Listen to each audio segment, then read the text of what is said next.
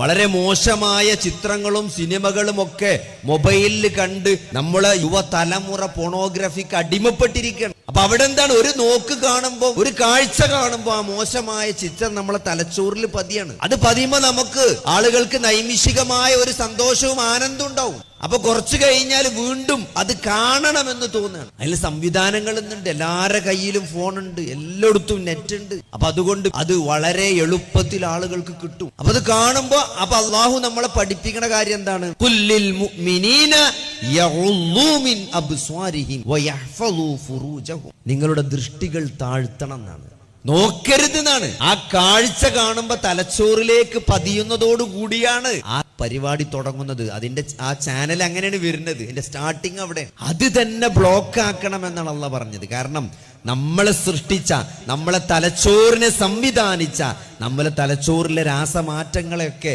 സംവിധാനിച്ച സൃഷ്ടികർത്താവായ റബ്ബുൽ ആലമീനായ അള്ളാഹുവാണ് നമുക്ക് പറഞ്ഞു തരുന്നത്. കാരണം റബ്ബാണ് നമുക്ക് പറഞ്ഞു തരേണ്ടത്. അത് സംഭവിക്കാതിരിക്കാൻ അതിലേക്ക് നോക്കരുത് എന്നാണ്. ലഹരിയെ പറ്റി എന്താ പറഞ്ഞത്? ലഹരി ഉണ്ടാക്കുന്നത് അതെത്ര ചെറിയ അളവിലാണെങ്കിലും അത് നിഷിദ്ധമാണ് എന്നാണ്, നിഷിദ്ധമാണ്. അപ്പൊ ചെറിയ അളവിൽ പോലും അത് ഉപയോഗിക്കാൻ പാടില്ല. നമ്മൾ വളരെ സീരിയസ് ആയിട്ട് കാണേണ്ട ഒരു വിഷയമാണ്.